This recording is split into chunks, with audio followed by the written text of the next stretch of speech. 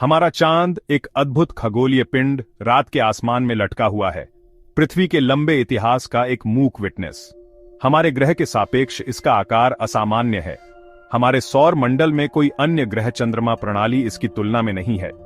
यही एक नाटकीय उत्पत्ति की कहानी की ओर इशारा करता है। वैज्ञानिकों ने लंबे समय से चंद्रमा के एग्जिस्टेंस पर विचार किया है। ये कैसे बना? क्या यह पृथ्वी के गुरुत्वाकर्षण द्वारा पकड़ा गया था, या यह हमारे ग्रह के साथ साथ धूल और गैस के उसी घूमते हुए बादल से बना था? वैज्ञानिक जांच से पता चला है कि इसका उत्तर एक और डिस्ट्रक्शनकारी घटना की ओर इशारा करता है। विशाल अनुपात का एक यूनिवर्सीय डांस। ऐसा लगता है कि चंद्रमा विनाश से पैदा हुआ था, जो ब्रह्मांड की रचना और विनाश दोनों की क्षमता का प्रमाण है। यह चट्टान और धूल में लिखी गई कहानी है, बिलियनों वर्षों से फुसफुसाई गई स्टोरी। और यह सब एक विशाल टक्कर से शुरू होता है। अपोलो मिशन मानवीय सरलता का प्रमाण चंद्र सतह की आश्चर्यजनक छवियों से कहीं अधिक लेकर आया। अंतरिक्ष यात्री चंद्रमा की रॉकों के खजाने के साथ लौटे, जिससे वैज्ञानिकों को हमारे उपग्रह के अतीत की एक अनप्रेसिडेंटेड झलक मिली।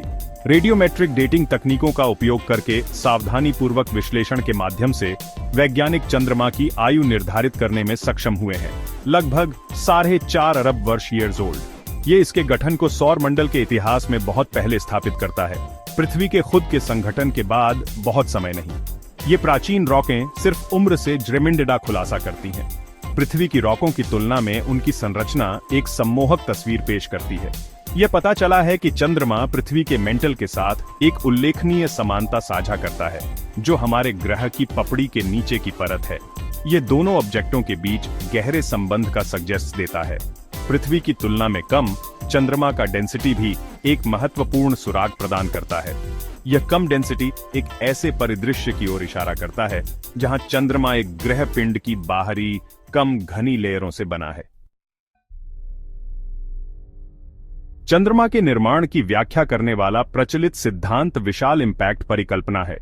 यह सिद्धांत यह मानता है कि सौर मंडल के इतिहास में थिया नामक एक मंगल के आकार की वस्तु युवा पृथ्वी से टकरा गई थी।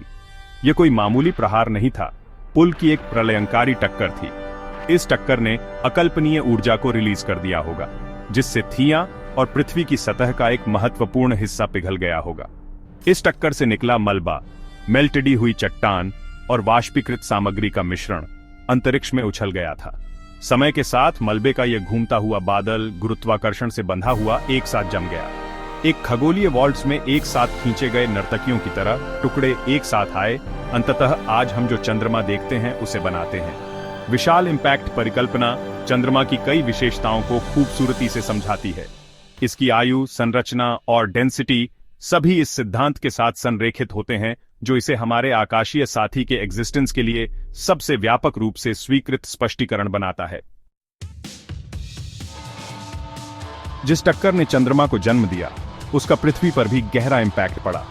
जारी की गई विशाल ऊर्जा ने हमारे ग्रह की सतह को फिर से आकार दिया होगा, संभावित रूप से पृथ्वी के प्रारंभिक वातावरण और महासागरों के निर्माण को भी प्रभावित किया होगा। चंद्रमा का गुरुत्वाकर्षण बल, हालांकि सूर्य की तुलना में लेस जोर है, ने पृथ्वी के अक्षीय टिल्ट को स्थिर करने में महत्वपूर्ण भूमिका निभाई है।